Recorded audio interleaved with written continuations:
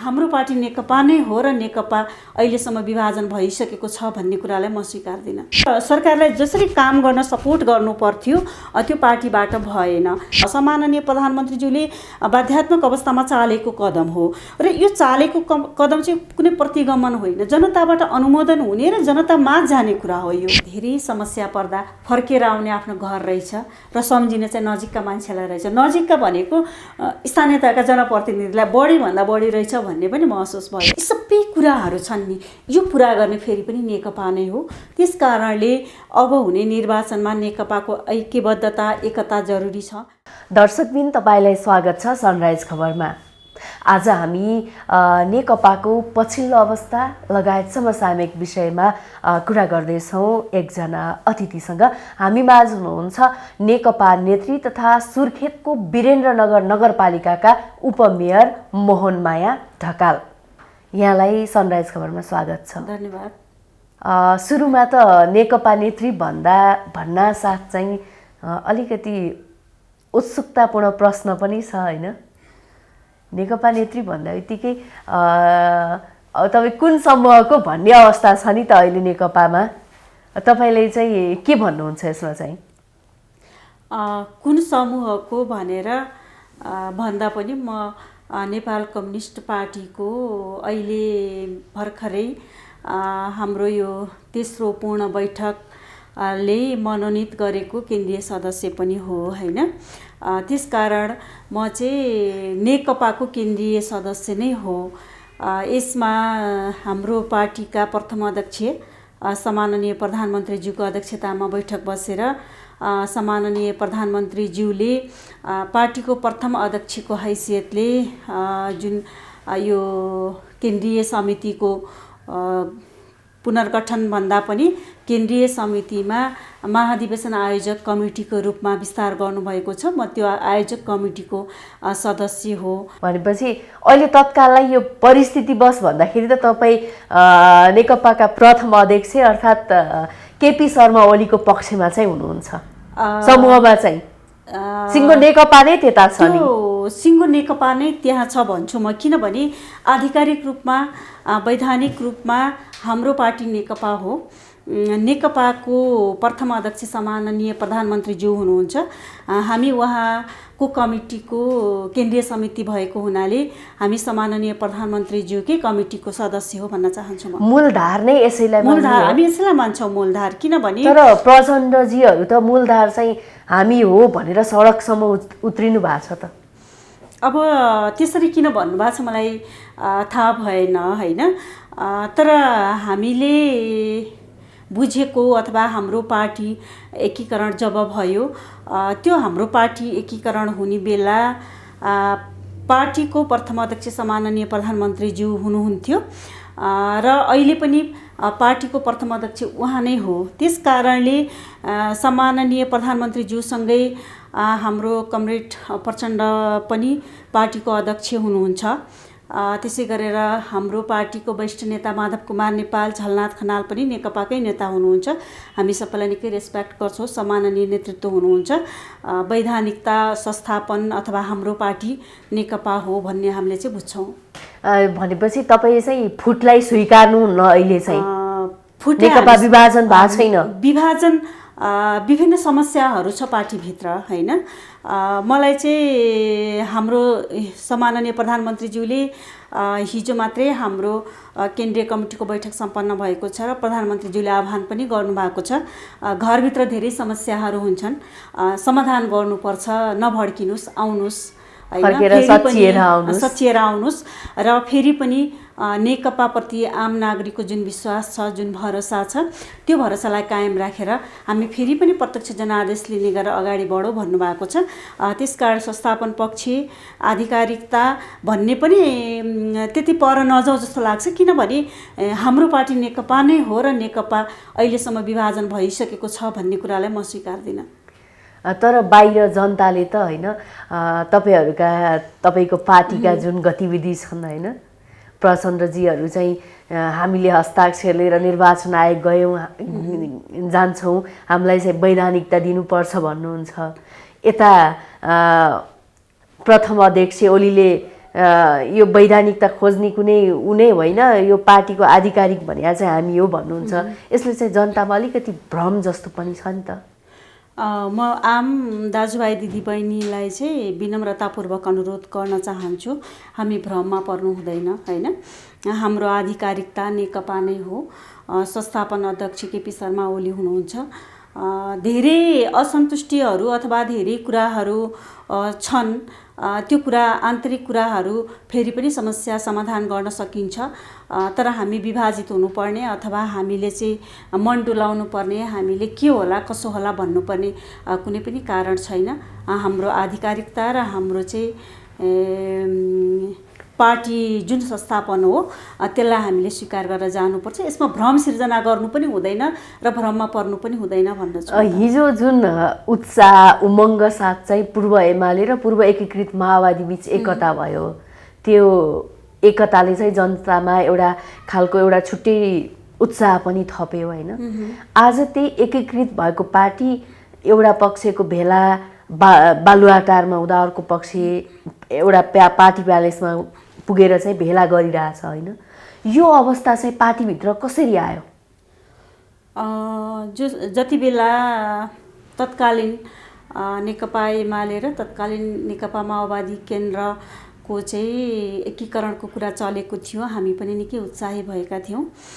यो देशमा रहेका कम्युनिस्ट पार्टीहरू मिलेर अब चाहिँ संविधानले जुन परिकल्पना गरेको छ समावेशी नेपाल, समृद्ध नेपाल होइन, त्यो पुरा गर्न चाहिँ कम्युनिस्ट पार्टीहरू एक हुनुपर्छ भन्ने हाम्रो बुझाइ पनि हो र आम नेपाली जनताको बुझाइ हो। त्यो बुझाइलाई तत्कालीन नेकपा एमालेका अध्यक्ष केपी शर्मा ओलीले नै अगाडि बढाउनु भएको हो र कमरेड प्रचण्डको सहकार्यमा अथवा उहाँहरू दुवैजनाले पार्टी एकीकरणलाई अगाडि बढाउनु भयो। त्यसमा सबै नेपालीहरू हामी खुसी भयौँ। त्योभन्दा अगाडि जति बेला प्रदेश सभा र सङ्घीय संसदको चुनाव थियो, त्यो चुनावमा हामी गाउँ गाउँ बस्ती बस्ती पुग्यौँ, भाषण गऱ्यौँ होइन। अब चाहिँ यो देश स्थायित्वमा जान्छ, राजनीतिक स्थायित्व हुन्छ, टाइममा सरकार परिवर्तन हुने, प्रधानमन्त्री परिवर्तन हुने, चुनाव हुने, अब यसको अन्त्य हुनुपर्छ, अब चाहिँ दिगो विकासको कुराहरू हुनुपर्छ र स्थायी सरकार हुनुपर्छ भन्यो। र हामीले त्यति बेला के भनेका थियौँ भने त्यहाँभन्दा पहिला सम्माननीय प्रधानमन्त्रीज्यू हुँदाखेरि संविधान जारी भइसकेपछि जुन एउटा देशमा नाकाबन्दी भयो, त्यो नाकाबन्दीमा सम्माननीय प्रधानमन्त्रीज्यूले जुन भूमिका निर्वाह गर्नुभयो र उहाँले देखाएको त्यो राष्ट्रियतामा सारा नेपालीहरूको ऐक्यबद्धता थियो होइन। हामीले पेट्रोल प्राप्त नगरे तापनि पैदल हिँड्न हामी तयार छौँ, हामी एक छाक भोकै बस्न तयार छौँ। तर राष्ट्रियताको मामिलामा हामीले चाहिँ हाम्रो सरकार नडगमगाओस् भनेर नेपालीले साथ दिएको थियो र त्यसलाई प्रधानमन्त्री तत्कालीन अवस्थामा रहनुभएका प्रधानमन्त्री केपी शर्मा ओलीज्यूले नै त्यो सम्बोधन गर्नुभएको थियो र उहाँले देखाएको राष्ट्रियताको जुन एउटा आकर्षण अथवा जुन खालको भूमिका थियो त्यसले तत्कालीन अवस्थामा नेकपा एमालेलाई निकै माथि पुर्याएका थियो र सम्माननीय प्रधानमन्त्रीज्यूको चाहिँ जनतामा लोकप्रियता यति धेरै बढेको हामीले महसुस गरेका थियौँ कि अब हुने निर्वाचनमा स्थायी रूपमा 5 वर्ष केपी शर्मा ओली प्रधानमन्त्री हुनुपर्छ भनेर आम नागरिकको चाहना पनि थियो र निर्वाचनमा हामीले त्यो लिएर गएका थियौँ। बस्ती बस्ती गाउँ गाउँमा लिएर गएका थियौँ, हामीले भाषण गरेका थियौँ होइन। 5 वर्ष स्थायी सरकार हुन्छ भनेका थियौँ र जब सरकार बन्यो, चुनावमा 2/3 मत पनि प्राप्त भयो। सरकार बनिसकेपछि सरकारका कामहरू अगाडि बढ्दै गए, सरकारको लोकप्रियता पनि बिस्तारै अगाडि बढ्दै गयो। तर चाहिँ जुन रूपमा पार्टीबाट सरकारलाई सपोर्ट हुनु पर्थ्यो त्यो सपोर्ट भएको हामीले महसुस गरेका छैनौँ। यद्यपि म पनि एउटा जनप्रतिनिधि हो होइन। मलाई के लाग्छ भने आफ्नो पनि अनुभव, जनप्रतिनिधि र सरकार बीचको सम्बन्ध नङ र मासुको जस्तो हुनुपर्छ र सरकार र पार्टीको भनौँ जनप्रतिनिधि सरकार र पार्टीको सम्बन्ध नङ र मासुको जस्तो हुनुपर्छ। सरकारको अभिभावक पार्टी हो होइन। सरकारका राम्रा कुरालाई आम नागरिकमा चाहिँ पार्टीले लिएर जानुपर्छ। अनि सरकारमा कहीँ कतै कमजोरीहरू देखिए भने त्यसलाई चाहिँ सुधार गर्ने सकारात्मक सल्लाह सुझाव र हौसला पनि पार्टीले दिनुपर्छ। तर त्यो कुराहरू हामीले हाम्रो सरकारले सम्माननीय प्रधानमन्त्रीज्यूको सरकार जुन छ, केपी शर्मा ओली प्रधानमन्त्री हुनुहुन्छ, उहाँको नेतृत्वमा बनेको सरकारलाई पार्टीले त्यो खालको सपोर्ट नगरेको हो कि भन्ने महसुस चाहिँ आम जनतालाई थियो भने त्यो सरकारलाई पनि गाह्रो थियो होइन। सरकारले सरकारको काम अथवा विकास निर्माणको कुरा यो संक्षेपमा भन्दाखेरि चाहिँ आफ्नै पार्टीभित्रका नेताहरू आफ्नै अझ सठिक भाषामा भन्यो भने आफ्नै पार्टीभित्रका प्रतिपक्षीले चाहिँ काम गर्न नदिएपछि चाहिँ अहिलेको यो अवस्था आएको हो। जस्तो स्थायी सरकार, हाम्रो त स्थायी सरकार हो नि, चुनावी एजेन्डा त स्थायी सरकारको थियो नि, 5 वर्ष स्थायी सरकार थियो। यो फेरबदल हुने चाहिँ कुरा चुनावमा हामीले कहिले पनि गरेनौँ। जनतासँग अभिमत माग्दा त्यो कुरालाई हामीले उठाएनौँ होइन। केपी शर्मा ओलीको नेतृत्वमा 5 वर्ष सरकार चल्छ र त्यसले एउटा आकार ग्रहण गर्छ भन्ने हामीले चाहिँ जुन एजेन्डा लिएर गएको थियो त्यो एजेन्डामा बिचमा प्रहार भयो होइन। र सरकारलाई जसरी काम गर्न सपोर्ट गर्नु पर्थ्यो त्यो पार्टीबाट भएन। सरकारले गरेका राम्रा कामहरू पार्टीले कहिल्यै पनि सभाहरू गरेर होइन, कार्यकर्ताको भेला गरेर हाम्रो सरकारले गरेको काम है, नेकपाले गरेको काम है, त्यो पूर्वाधार विकासको कुरा होस्, त्यो सामाजिक विकासको कुरा होस्, सामाजिक सुरक्षाका कुरा हुन्, राष्ट्रियताका सवाल हुन् होइन। हामीले कति अपनत्व ग्रहण गरेर हाम्रो पार्टीले कति जनतामाझ गयो, कति कार्यकर्तालाई बुझायो भन्दा त्यो बुझाएको पाइएन, देखिएन। जहिले पनि सरकारप्रति प्रतिपक्षको जस्तो व्यवहार होइन, सरकारले गरेका राम्रा कामहरूलाई पनि अनदेखा गर्ने। यत्रो महामारी भयो, यत्रो महामारीमा हाम्रो सरकारले यत्रो ठुलो काम गर्यो होइन। जनताका समस्याहरू, लकडाउन भयो, दैनिक समस्याका कुराहरू, राहत वितरणका कुराहरू, स्वास्थ्य उपचारका कुराहरू, क्वारेन्टिनका कुराहरू, आइसोलेसनका कुराहरू, यति धेरै व्यवस्थापन भएर अगाडि बढ्यो। तर कहिले पनि यी कुराहरूलाई चाहिँ सकारात्मक ऊर्जा दिने गरी चाहिँ हाम्रो पार्टीले गर्न सकेन। यी विविध कारणले गर्दा सरकारमा जुन खालको अगाडि बढ्नु पर्थ्यो त्यो नगइसकेपछि र अन्ततः सम्माननीय प्रधानमन्त्रीज्यूको सरकारमाथि नै प्रश्न चिन्ह खडा गरेर पार्टीले जुन व्यवहार गर्यो त्यसको चाहिँ एउटा विकल्प एउटा मात्रै थियो, पुनः जनादेश लिने। सम्माननीय प्रधानमन्त्रीज्यूले त्यो कदम चाल्नुभयो, त्यसको हामी स्वागत गर्न चाहन्छौँ र हामीले प्रजातन्त्रलाई स्वीकार गरेका छौँ, लोकतन्त्रलाई स्वीकार गरेका छौँ होइन। जनताको अभिमत लिएर निर्वाचित भएर आफूले प्रस्तुत गरेका एजेन्डाहरूलाई चाहिँ स्थापित गर्ने र विकास गर्ने हामीले लक्ष्य लिएका छौँ। त्यसकारणले फेरि पनि हामी जनतामाझमै गएर अनुमोदन हुनुपर्छ भन्ने खालको जुन कदम हो त्यो कदमको चाहिँ प्रतिनिधि सभा विघटनको कुरा चाहिँ स्वागत योग्य छ। स्वागत जस्तो सम्माननीय प्रधानमन्त्रीज्यूले बाध्यात्मक अवस्थामा चालेको कदम हो र यो चालेको कदम चाहिँ कुनै प्रतिगमन होइन, जनताबाट अनुमोदन हुने र जनतामाझ जाने कुरा हो यो होइन। यो सबैलाई छुट छ कि। तर तपाईँकै नेताहरू प्रचण्डजीहरूले त यो प्रतिगमन कदम हो, यो असंवैधानिक भयो, यो पुनर्स्थापित हुनुपर्छ भनेर चाहिँ आन्दोलन गरिरहनु भएको छ। होइन, यसलाई प्रतिगमन कसरी भन्ने होइन। यदि हामीलाई आम जनतासँग विश्वास छ भने मत माग्न किन नहुने। निर्वाचन हुने समयभन्दा 1.5 वर्ष अगाडि चाहिँ हामी पुनः अभिमत लिन जाँदैछौँ। हाम्रा धेरै एजेन्डाहरू थिए, त्यो पुरा गर्न हामीलाई यो समस्या पर्यो, पुनः हामीलाई चाहिँ बहुमत दिनुहोस् भनेर जानलाई के को समस्या? केही पनि समस्या छैन। यसलाई चाहिँ प्रतिगमन भन्न मिल्दैन। तपाईँले समस्या छैन भन्नुभयो होइन। हिजो जसरी चुनावमा चाहिँ एजेन्डाहरू बोकेर जानुभएको थियो, अब चाहिँ जनतामा जाँदाखेरि चाहिँ नेकपाले चाहिँ कस्तो खालको एजेन्डा लैजानुपर्छ जस्तो लाग्छ तपाईँलाई चाहिँ? हिजो हामीले निर्वाचनमा एजेन्डा लग्दाखेरि 2-3टा कुरालाई चाहिँ लिएका थियौँ होइन। एउटा विकासको कुरा लिएका थियौँ, विकासमा पूर्वाधार विकासको कुरा थियो, त्यस्तै गरेर सामाजिक न्याय सहितको विकास थियो, शिक्षा, स्वास्थ्य, सामाजिक सुरक्षाका कुराहरू, आम नागरिकलाई चाहिँ स्वास्थ्यमा पहुँच पुर्याउने, नेपालबाट चाहिँ निरक्षरता उन्मूलन गर्ने, सबै नागरिकलाई साक्षरता बनाउने होइन, गाउँ गाउँ बस्ती बस्तीसम्म सडक सञ्जालले जोड्ने, ठुला खालका जलविद्युत आयोजनाहरू पुरा गर्ने, छिमेकीसँगको सम्बन्धलाई सुमधुर बनाउने, फराकिलो बनाउने, अन्तर्राष्ट्रिय स्तरमा चाहिँ होइन। यो कुरालाई हामीले जुन सुरुवात गरेका छौँ नि त्यसलाई पुरा गर्नको लागि पुनः हामीले मत माग्नुपर्ने हुन्छ। धेरै कुराहरू सुरुवात त्यसैलाई चाहिँ निरन्तरता दिँदै भइहाले र सुरु गरेर पुरा गर्न नपाएका योजनाहरू अब हामी पुरा गर्छौँ। धेरै कुराहरू भएको छ नि होइन। आज गाउँ गाउँ बस्ती बस्ती अस्ति भर्खरै मात्रै नेपाल सरकारले निर्णय गरेर प्रत्येक पालिकामा 15 शय्याको अस्पताल बन्दैछ होइन। कर्णालीको एउटा दूरदराजको गाउँमा अब अस्पताल बन्दैछ होइन। डाक्टर हुनुहुन्छ त्यहाँ, मेडिकल पर्सनहरू, नर्स, स्टाफ नर्स, सुविधा सम्पन्न अस्पताल बन्छ।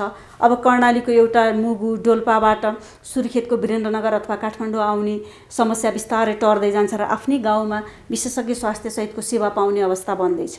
आज प्रत्येक विद्यालयहरूमा पूर्वाधार भवनहरू बन्दैछन् होइन। गाउँ गाउँमा जनप्रतिनिधिहरूले काम गरिरहेका छन्, अगाडि बढिरहेका छन्, उत्साह छ, महिलाको सहभागिता छ, दलित जनजातिको सहभागिता छ। सबैले स्थानीय सरकारले आफ्नो घर आँगनको सरकार भनेका छन्, सङ्घीय सरकारले बनाएका योजना स्थानीय तहले पुरा गर्दैछन् होइन। एउटा सहकार्य समन्वय र सह अस्तित्वमा सरकारहरू सञ्चालन हुँदैछ। त्यो खालको हामीले हिजोका एजेन्डा चाहिँ जुन एजेन्डाहरू लिएर गएको थियौँ अहिले चाहिँ ती एजेन्डाहरूलाई पुनर्जीवित नभएकाहरूलाई चाहिँ पुनर्जीवित गर्ने, ती एजेन्डा अनुसार चाहिँ अगाडि जानुपर्छ भन्ने तपाईँको मान्यता। तपाईँ एउटा स्थानीय तहको जनप्रतिनिधि पनि भएको हिसाबले यो प्रतिनिधि सभा विघटन र नयाँ चुनावको कुराहरूलाई चाहिँ तपाईँको आफ्नो क्षेत्रको जनताहरूले चाहिँ तपाईँको त प्रत्यक्ष सरोकार हुन्छ, कसरी रूपमा लिनु भएको छ, कुन रूपमा चाहिँ लिनु भएको छ? प्रतिनिधि सभा विघटनको जुन कुरा आयो त्यो कुरालाई विभिन्न कोणहरूबाट विचार राख्ने त स्वाभाविकै हो होइन। मलाई चाहिँ के लाग्छ भने ठ्याक्कै जनताले चाहिँ ठ्याक्कै के भन्नुहुन्छ तपाईँको क्षेत्रका? मैले चाहिँ यसलाई कसरी लिन्छु भने धेरै खालको विचारहरू राख्ने स्वतन्त्रता हामी कहाँ छ क्या। हामीले चाहिँ प्रजातन्त्रलाई स्वीकार गरेका छौँ नि होइन। एउटै दल अथवा एउटा मात्रै विचार, एउटा कुरालाई मात्रै स्थापित गरेर जानुपर्छ भन्ने त्यो त हाम्रो मान्यता होइन। आफ्नो विचार छान्न पाइन्छ, मन परेको नेतालाई भोट हाल्न पाइन्छ, मन परेको पार्टीलाई चाहिँ मेरो पार्टी हो भनेर स्वीकार गर्न पाइन्छ। हामीले त्यो अधिकार प्राप्त गरेका छौँ। धेरै खालका विचारहरू आउनु स्वाभाविक हो, तर मूल रूपमा चाहिँ प्रतिनिधि सभा विघटन भएर नयाँ जनादेश लिने कुरालाई यो चाहिँ ठिक हो। किनभने सरकारले जुन गतिमा काम गर्न पाउनु पर्थ्यो त्यो आफ्नै पार्टीको कारण अथवा आफ्नै पार्टीभित्रका आन्तरिक सङ्घर्षहरू, त्यो सङ्घर्ष पनि विकासको एजेन्डामा होइन होइन, पदीय भागभण्डामा भएको सङ्घर्ष हो नि यो त। जस्तो मलाई चाहिँ कहिलेकाहीँ के लाग्थ्यो भने म पनि एउटा नेकपाको प्रदेश कमिटीको सदस्य हो। म धेरै चरणमा चाहिँ साङ्गठनिक जीवन बिताएर अगाडि बढेको होइन। अनेरा सोबीमा काम गरेको, अखिल नेपाल महिला सङ्घको जिल्ला अध्यक्ष भएर काम गरेको, तत्कालीन अवस्थामा नेकपा एमालेको 2 कार्यकालमा जिल्ला कमिटीको सदस्य भएर काम गरेको, अहिले नेकपाको प्रदेश कमिटीको सदस्य भइरहँदा मलाई के लाग्थ्यो भने हाम्रो पार्टीको स्थायी कमिटी सचिवालयमा किन विकासको एजेन्डामा छलफल हुँदैन होइन। अहिले पछिल्लो अवस्थामा धेरै खालको अन्तरसङ्घर्ष, धेरै खालको विवादहरू थियो। सरकारले यत्रो कोरोना महामारीको सामना गर्न परिरहेको थियो होइन। सुरुमा त हामीले युरोप, अमेरिका, इटालीहरूमा जुन खालको भयावह अवस्था देखेका थियौँ, त्यो अवस्थाले कतै नेपाललाई त छुन्न भनेर हामी त्रासमा थियौँ। सरकार त्यसको सामना गर्न अगाडि बढिरहेको थियो। त्यहाँ ऊर्जा दिने कुरा किन हाम्रो पार्टीको सचिवालय बैठकले गर्दैन? हामीलाई पनि अनौठो लाग्थ्यो कि होइन। त्यो खालमा हो नि एजेन्डामा कुरा हुने त। हामीले समावेशीका मुद्दा उठाएका छौँ, कति पुरा भयो भएन, हाम्रो समीक्षा किन बन्न सकेन, किन सरकारका कामहरूलाई 1, 2, 3 गरेर यो कुरालाई चाहिँ यसरी अगाडि बढाउनु पर्छ है भनेर बहस गरिँदैन भन्ने हामीलाई पनि लाग्थ्यो। तर ती कुराहरू कहिले पनि हामीले देख्न पाएनौँ, मात्रै चाहिँ भागभण्डा होइन। अब यो जनताले पनि बुझे कि यो सरकारलाई चाहिँ काम गर्न दिएन, फेरि त्यही भएर सरकार चाहिँ हाम्रो माझ आउँदैछ। जुन खालको जनताको चाहना थियो अबको 5 वर्षसम्म केपी शर्मा ओलीको नेतृत्वमा सरकार सञ्चालन हुनुपर्छ र जुन मुद्दाहरू उठाइएको छ, विकास निर्माण, राष्ट्रियता, समावेशिताको कुराहरू, त्यसले एउटा आकार ग्रहण गर्छ होइन। यो त हाम्रो सङ्घीय अथवा नेपालको संविधान जारी भएपछिको पहिलो निर्वाचन हो नि। त्यो स्थानीय हो, त्यो प्रदेश हो, त्यो सङ्घीय हो। बनाउने ऐन कानुनहरू बन्ने छन्, एउटा सिस्टममा अगाडि बढ्नेछ, विकासका पूर्वाधारहरूको विकासको सुरुवात भएको हुनेछ भने जुन खालको एउटा चाहिँ परिकल्पना थियो त्यो परिकल्पना अनुसार काम अगाडि बढिरहँदाखेरि बिचमा आएर जुन खालको प्रहार भयो त्यो प्रहारले जनतालाई पनि खुसी दिएको थिएन। त्यो पनि आफ्नै पार्टीबाट जुन खालका प्रहारहरू हुँदै गए त्यो कुराले जनतालाई खुसी दिएन। जस्तो तपाईँ हामीले हेर्दा पनि हाम्रो पार्टीको जब एकीकरण भयो नि हैन, हाम्रो पार्टी एकीकरण, दुईवटा पार्टी एकीकरण भएर नेकपा बन्यो, त्यहाँ के भनेको थियो भने विधान थियो, दुईवटा अध्यक्ष हुने त यो संसारमा कहीँ पनि थिएन, हाम्रै पार्टीमा भयो। त्यो के कारणले भयो त भन्दा सहमतिले भयो कि तत्कालीन अवस्थामा दुवै पार्टीको सहमतिले त्यो कुरा भयो। जस्तो आउने महाधिवेशन, एकता महाधिवेशनसम्म हामी सबै कुरा सहमतिमा गर्नेछौँ हैन, दुईवटा अध्यक्षको सहमतिमा एजेन्डाहरू तयार हुनेछ, महासचिवले बैठक बोलाउनु हुनेछ र सबै कुराहरू सहमति र सहकार्यमा अगाडि बढ्नेछौँ भनेर त विधानमा थियो नि। तर त्यो विधानलाई कुल्चिएर जब बहुमतीको अभ्यास गर्न थाल्यो नि, त्यो त एकता विरोधी काम त त्यहीँनिरबाट सुरु भएको छ त। हाम्रो पार्टीको विधानले त्यो बहुमत र अल्पमत गर्नुहोस् भनेर कहीँ भनेको छैन हो। यहाँबाट चाहिँ विवादको सुरुवात भयो कि त्यो कसले गर्यो त भनेर अब खोज्नु पर्यो नि हैन। हो, यो कुरा चाहिँ त्यहाँनिर गलत थियो भने जहाँबाट गलत भएको छ त्यहाँ त सच्चिएर अगाडि आउनु पर्यो भन्ने लाग्छ कि मलाई। तर यो सच्चिने भन्दा पनि यहाँ हामी चाहिँ यो कुरा पाउनै पर्छ भनेर नेकपामा एक थरी नेताहरू चाहिँ आफै चाहिँ लागि पर्नुभयो होइन, जो चाहिँ अब ती कुराहरू पाउनुपर्छ भनेर अहिले छुट्टै तपाईँले संस्थापन भन्नुभयो, प्रथम अध्यक्षबाट चाहिँ छुट्टिएर अलिक पर बस्नु भएको छ, उहाँहरू चाहिँ फर्केर आउनुहुन्छ, तपाईँलाई के लाग्छ? अब त्यो त भविष्यवाणी भन्दा पनि मलाई तपाईलाई एउटा नेता भएको मलाई उहाँहरू आउनु, यदि साँच्चै देश र जनताको लागि हामीले केही गर्ने हो भने समस्या जहाँ पनि हुन्छन्, विवाद जहाँ पनि हुन्छ, एउटै परिवारमा त तपाईँ श्रीमान श्रीमतीको बिचमा त कहिलेकाहीँ कुरा मिल्दैन हैन, घर परिवारभित्र नेतृत्वप्रति कहिलेकाहीँ विवादहरू हुन सक्छ। तर त्यो विवादलाई चाहिँ अब थाती राखेर भनौँ न, अब चाहिँ यो विवादलाई छोडौँ र हामी देश, जनता, राष्ट्र र राष्ट्रियताको पक्षमा फेरि पनि हाम्रो पार्टी चाहिँ एक हुनुपर्छ है भन्ने मान्यता राख्न उहाँहरूले पर्छ भन्ने चाहिँ मलाई लाग्छ। संस्थापन पक्ष अथवा पार्टीका प्रथम अध्यक्ष सम्माननीय प्रधानमन्त्रीज्यूको अध्यक्षतामा भएको बैठकमा उहाँहरू आएर आफ्नो कुराहरू राखेर विवाद समाधान गर्नुपर्छ भन्ने चाहिँ मलाई लाग्छ।